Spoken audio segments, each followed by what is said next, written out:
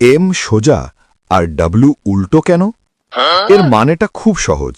M অর্থাৎ main আর W অর্থাৎ women. এর একটা উদাহরণ দিলে আপনারা খুব সহজেই বুঝতে পারবেন। কাল আমি লিফটে লাস্ট ফ্লোরে যাচ্ছিলাম।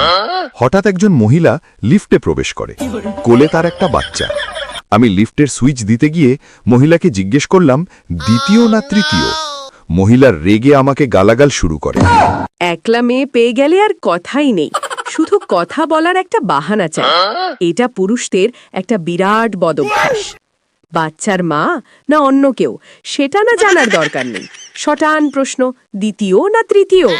ছোট লোকই তর্ক থাকার। আমি বাচ্চার মা নই, আমি বাচ্চার পিসি, বুঝলেন? ভাবুন একবার, আমি মহিলাকে কি জিজ্ঞেস করলাম আর সে আমাকে কি উত্তর দিল।